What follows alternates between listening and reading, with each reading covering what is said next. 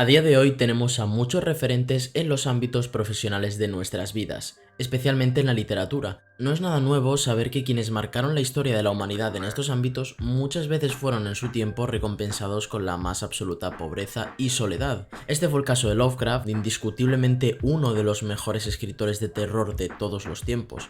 Un hombre superdotado, creador de una mitología propia, creador del subgénero terror cosmológico y autor de obras tan importantes como los mitos de Cthulhu. Un hombre de quienes todos podrían esperar la más absoluta gloria y sin embargo al morir no vio la fama de ninguna de sus obras. Vamos a ponernos en contexto. Howard Philip Lovecraft nació un 20 de agosto de 1890 en Providence, una localidad de Rhode Island, el estado más pequeño de los Estados Unidos. Creció en el seno de una familia burguesa, lo que le sirvió para desarrollar una actitud racista y elitista. Aun con esto, su infancia no fue fácil. Su padre murió en un centro psiquiátrico cuando él era muy pequeño. Su padre fue ingresado inicialmente por paresia, una debilidad muscular causada por una lesión del sistema nervioso. Su madre era entonces la única que lo cuidaría, dándole una protección excesiva, evitando que se relacionase con niños que consideraba de clases inferiores. Algo que podría explicar su comportamiento singular y la falta de habilidades sociales de las que disponía. La única forma de librarse de esta actitud estricta que promulgaba su madre era dando paseos nocturnos y solitarios, una práctica que acostumbró a hacer y le ayudó mucho para reflexionar sobre sus historias. Si hablamos del tema literario, Lovecraft fue sin duda un prodigio. A los 2 años podía leer poesía y a los 6 o 7 empezó a escribir sus historias. Su género favorito por entonces era el policíaco y leyó grandes cantidades de relatos sobre Sherlock Holmes. Tanto fue así que creó junto a sus amigos a los 13 años la agencia de detectives de Providence. Y lo cierto es que fue un proyecto que se tomaron muy en serio. Portaban credenciales de identificación, placas policiales, lupas, etc. Todo lo relacionado con las lecturas fue principalmente obra de su abuelo materno, quien tenía una gran biblioteca de donde sacaba los libros. En cuanto a la educación, Lovecraft no empezó a ir al colegio hasta los 8 años, aunque poco después acabó dejándolo de todos modos. Sin embargo, su afición por la lectura y sus ansias de conocimiento siguieron sirviéndole para formarse, claro está, no solo en el ámbito literario, sino en la química y la astronomía. De hecho, llegó a escribir en algunas revistas científicas, evidentemente como aficionado. En 1904, cuando tenía 14 años, su abuelo murió. Además, por las malas gestiones de propiedad, la familia había quedado en muy malas condiciones económicas, lo que les hizo tener que mudarse y perder la casa de su infancia. Estos dos factores hicieron considerar a Lovecraft el quitarse la vida, pero sus ganas de aprender y el intelectualismo fueron decisivas para rechazarlo. A los 15 años escribió su propio relato llamado Bestia en la cueva, una historia que cuenta cómo un hombre se pierde en una cueva durante una visita guiada. Ahí dentro, sin luz y totalmente solo, comienza a sentir la presencia de una criatura extraña. Un relato bastante cortito de unas 8 páginas.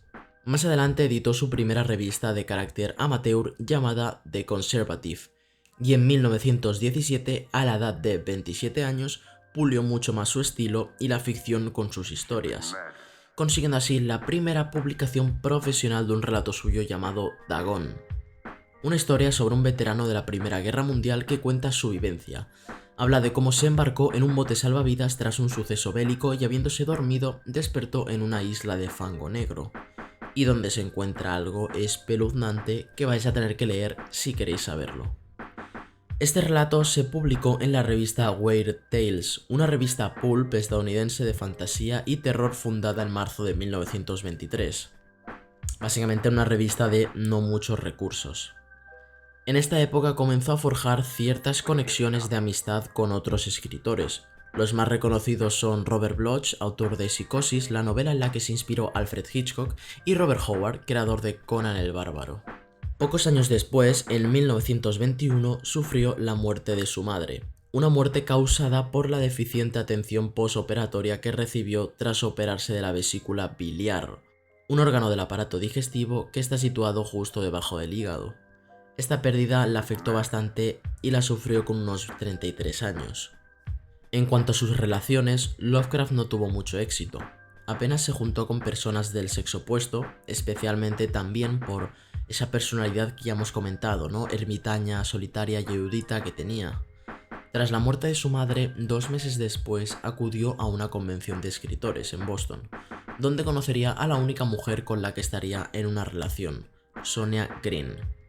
Se casaron y mudaron a Brooklyn, una ciudad de Nueva York. Sin embargo, las cosas no fueron muy bien. Lovecraft no pudo encontrar trabajo y su mujer tuvo dificultades económicas. Por estas mismas razones, ambos se separaron en términos de vivienda para encontrar trabajo y poco después, en 1926, por todos los problemas que tenían, acordaron un divorcio amigable. Durante los años siguientes convivió con sus tías. Estos años fueron unos de los más duros para Lovecraft. Sumido en una soledad profunda, miedos que acrecentaban con sus paseos nocturnos y un fracaso del que parecía no poder librarse. Sin embargo, fue su época dorada como escritor, donde escribió la mayoría de sus obras más conocidas. Hablamos de La llamada de Cthulhu, En las montañas de la locura y mi obra favorita del autor, El caso de Charles Dexter Ward. Para aquellos que no lo hayan leído o no conozcan al autor, sus obras principalmente trataban un subgénero del terror del que él mismo fue creador, el terror cosmológico. Un terror que se centra en criaturas dimensionalmente extravagantes, amorales y cósmicas, seres de otros lugares que van mucho más allá de meros fantasmas. El mundo literario de Lovecraft también se pudo desarrollar muy bien gracias a la creación del Círculo de Lovecraft, un grupo donde autores irían aportando ideas y conceptos para las historias de su género. En este círculo, claro está, estaban entre muchísimos otros sus dos amigos que antes mencioné, Robert Bloch, el de Psicosis, y Robert Howard, el de Conan el Bárbaro. Cabe destacar que a día de hoy y tras su muerte, los autores han seguido creando dioses en la mitología, continuando historias y aportando elementos que siguen enriqueciendo a día de hoy la cosmología que Lovecraft creó. Finalmente, este magnífico escritor, el 15 de marzo de 1937, muere por un cáncer intestinal en el Hospital Jane Brown Memorial, en Providence, su ciudad natal. Murió, por desgracia, sin ver la fama de ninguna de sus obras, en el anonimato y en la más absoluta pobreza. Sin embargo, como hemos dicho, actualmente es considerado como uno de los mejores escritores de terror. Revolucionó el género y dejó un legado al que muchas personas siguen aportando a día de hoy y seguirán haciéndolo en un futuro.